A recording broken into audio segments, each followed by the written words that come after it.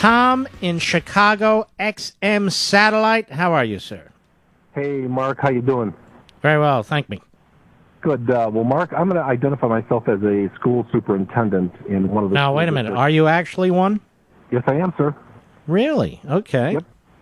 And every time I hear about this, the jobs created propaganda numbers, my blood pressure goes up about 20 points. I have to say, let me give you kind of a scenario of our school district. We employ about 100 teachers.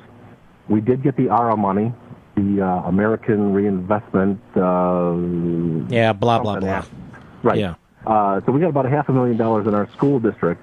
But how we had to report the jobs created number was by how many certified teachers could we afford with the money that was allocated to us. So in other words, we didn't have to supplement our education program. We didn't have to supplant.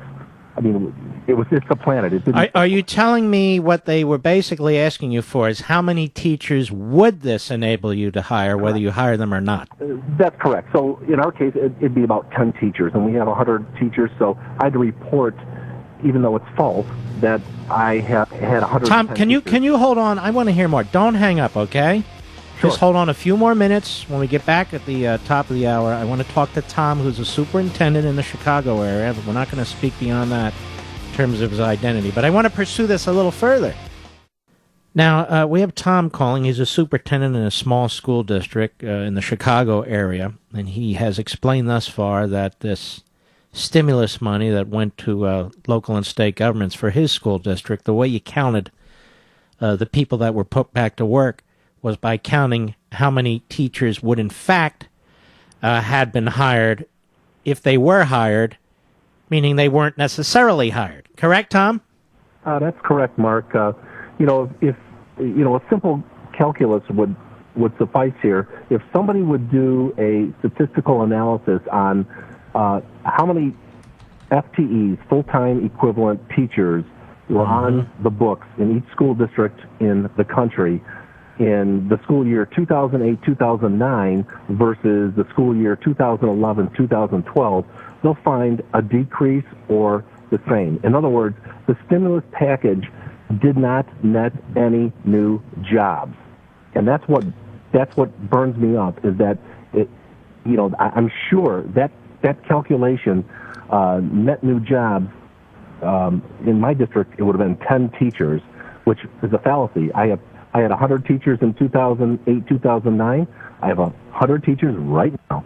So did the money go to other things? No, the money was supplanted, actually, from state money. So it was actually a bonus, if you will.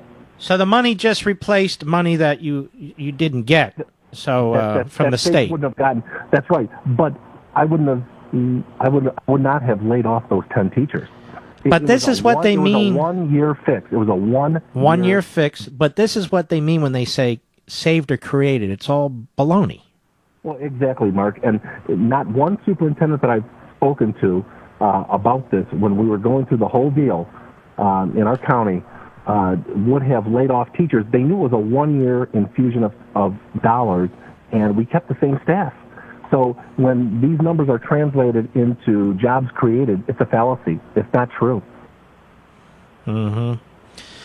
All right, my friend. Well, thank you for informing us. That's very helpful. Okay, Mark. I appreciate it. You take care. Yeah, it's all bogus. More government accounting. It's like the Social Security Trust Fund. What trust fund? Exactly. Medicare is supposed to have a trust fund, too. Where is it? Doesn't exist.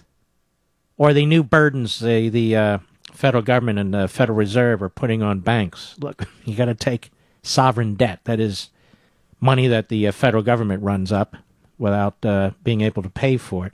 And by the way, you take the sovereign debt, you take our loans, our debt, and you don't have to account for it against your capital. Oh, okay. So that's one big massive bubble waiting to happen again with the banks, your banks, where you have your money. It's scary out there, isn't it?